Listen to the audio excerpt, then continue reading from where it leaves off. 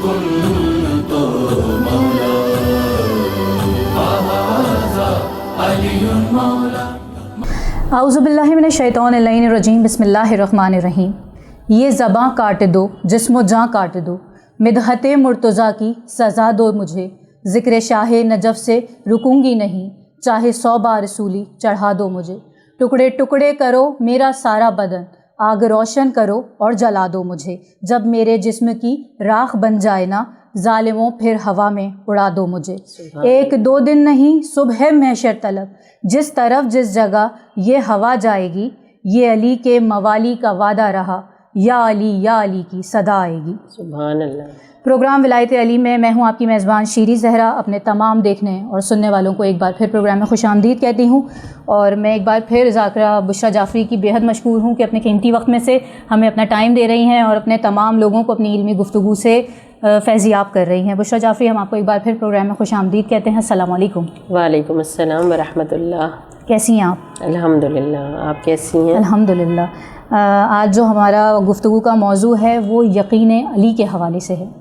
تو بڑا خوبصورت موضوع ہے اور اس پہ آپ یقیناً اپنے ناظرین کو بہت خوبصورت علمی ہدیہ پیش کریں گی. یقین ایک مومن کے لیے کیوں ضروری ہے؟ جی، سب سے پہلی بات تو یہ ہے کہ ان ھذا لہو حق الیقین. سورہ واقعہ میں پروردگار عالم نے ایک فیصلہ دیا ہے روز قیامت کے بارے میں کہ ایک یقین جو ہے وہ حق ہے، یعنی قیامت آنی ہے. اس وقت دنیا میں جتنے بھی لوگ ہیں، خصوصاً جو توحید کے ماننے والے ہیں اور ہم جو عاشقان ولایت ہیں، ہم جب ولایت کی بات کرتے ہیں، ہم جب تک یقین کی منزل پر فائز نہیں ہوں گے، در حقیقت ہم ولایت کی بلندیوں کو نہیں چھو سکتے.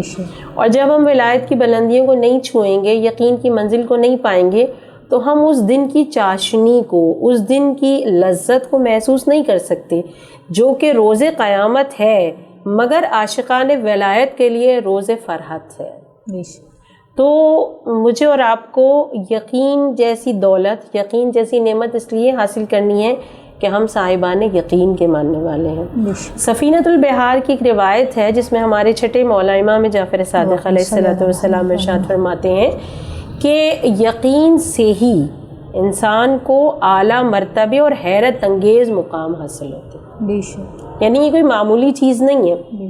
اچھا، پھر اس کے بعد رسول خدا کے حوالے سے ایک روایت ملتی ہے کہ لوگ جو ہے بیٹھے ہوئے تھے تو رسول اللہ سے لوگوں نے حضرت عیسیٰ کے بارے میں سوال کیا کہ وہ پانی پہ چلتے تھے. تو رسول اللہ نے بڑی عجیب سی بات کی. رسول اللہ نے فرمایا کہ اگر وہ یقین میں اور کمال پر چلے جاتے تو وہ ہواؤں میں پرواز کرتے. تو اس لیے مومن کے لیے ضروری ہے کہ منزل یقین کا سفر اپنے لیے طے کرنا شروع کریں، کیونکہ ہم صاحبان یقین کے چاہنے اور ماننے والے ہیں. اور پروردگار عالم نے اس دن کو جو قیامت کا دن ہے ایک یعنی حق الیقین کا دن قرار دیا ہے. تو اس کی معرفت کے لیے، اس دن کی آمادگی کے لیے ہم سب کو منزل یقین کا سفر ضرور کرنا ہے. تو اس ذیل میں یقینی طور پر ہمیں بھی شک سے نکل کر یقیناً، اور ہمارا دین بھی یقین کا مذہب ہے. بے شک.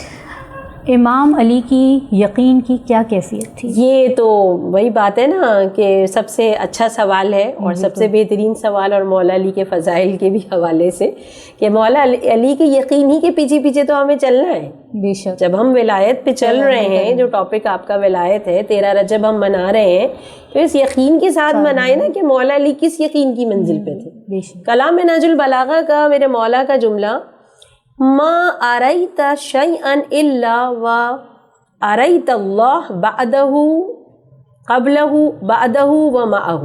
مولا کیا کہتے ہیں؟ بہت خوبصورت جملہ مولا کا. مولا کہتے ہیں میں نے کسی چیز کو نہیں دیکھا سوائے اللہ کے، اور ہر چیز سے پہلے اللہ، ہر چیز کے بعد اللہ، اور ہر چیز کے ساتھ اللہ. یہ جو یعنی مولا نے جملہ کہا ہے نا، یہ جملہ کوئی معمولی جملہ نہیں ہے. علماء کہتے ہیں، نصرت بانو امین اپنی کتاب علی مرتضیٰ میں لکھتی ہیں کہ یہ جملہ اس معرفت کے درجے پر یعنی کہا جاتا ہے جس کے بعد کوئی درجہ ہے ہی نہیں. اس معرفت کا کمال درجہ جہاں پہ پہنچنے کے بعد کوئی اور درجہ ہے ہی نہیں یقین کا، یعنی جہاں صرف انسان کو خدا ہی خدا نظر آئے، ہر شے میں خدا کا جلوہ نظر آئے، اور یہی وجہ ہے کہ اتنا کمال یقین مولا کو حاصل ہو گیا کہ یہ وہ مقام تھا جسے ہم کہہ سکتے ہیں مقام یقین بالحق. یہ بھی ایک الگ گفتگو ہے عرفان کے حوالے سے. جب ہم اگر اس علم کی طرف جاتے ہیں تو یہ وہ مقام ہے جو مقام یقین بالحق ہے. اس لیے جو ہے وہ مولا نے کہا کہ میرے سامنے سے اگر پردے ہٹا بھی دیے جائیں، کلام نہج البلاغہ میں آپ سب نے پڑھا ہوا ہے اور آپ سب نے بار بار سنا ہوا کہ میرے یعنی سامنے سے پردے ہٹا بھی دیے جائیں تو مزددت یقینا، میرے یقین میں اضافہ ہونے والا ہے ہی نہیں، کیونکہ اتنا کامل ترین یقین ہے میرے مولا. سبحان اللہ سبحان اللہ. ذاکرہ صاحبہ ایک مختصر سے وقفے کا وقت ہے. ہم بریک کے بعد ہم پھر حاضر ہوں گے اور پھر اپنے سوالات کا سلسلہ وہیں سے شروع کریں گے.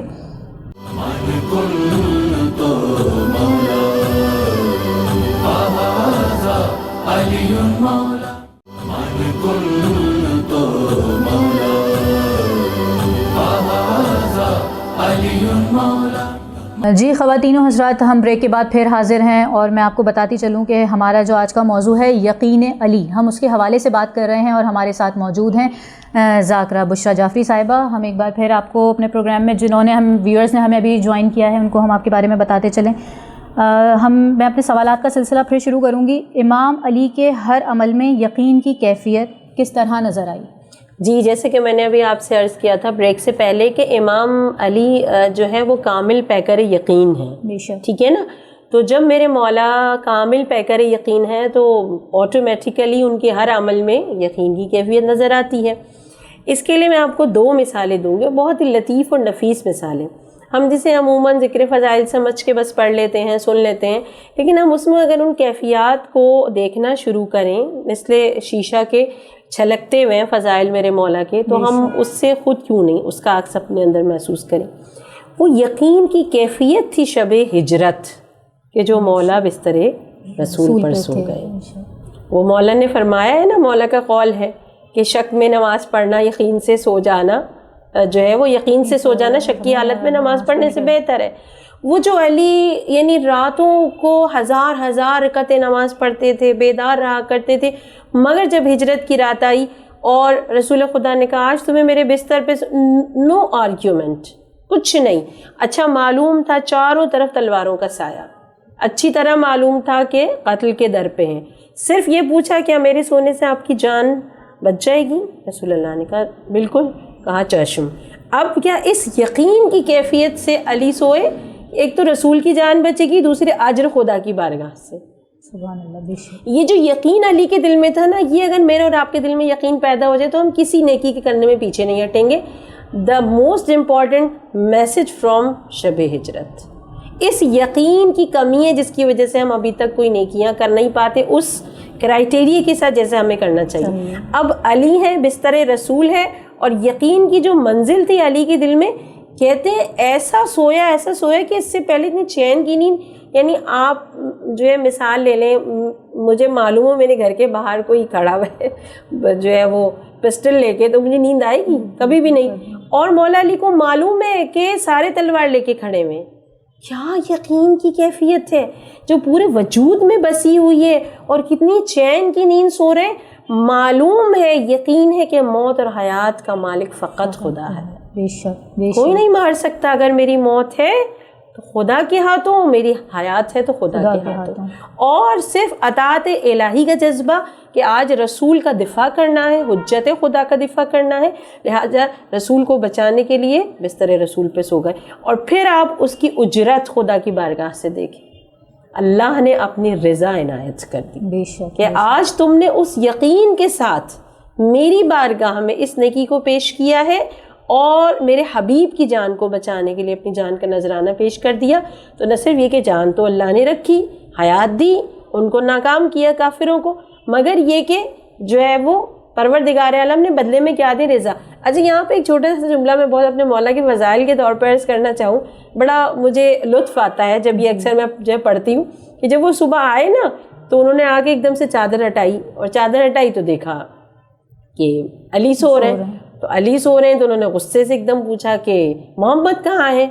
تو مولا علی نے بہت ہی خوبصورت جواب دیا تھا. کہا کیا میرے حوالے کر کے گئے تھے جو مجھ سے پوچھتے ہو؟ یہ بھی ایک یقین کی کیفیت تھی. یعنی مولا نے کوئی ڈر خوف کچھ نہیں، کہ بہت ایزی اور سمپل جواب، کیا میرے حوالے کر کے گئے تھے. تو یہ کیفیت. اچھا، ایک اور یقین کی کیفیت میں آپ کی خدمت پیش کروں، بہت ہی نفیس ترین.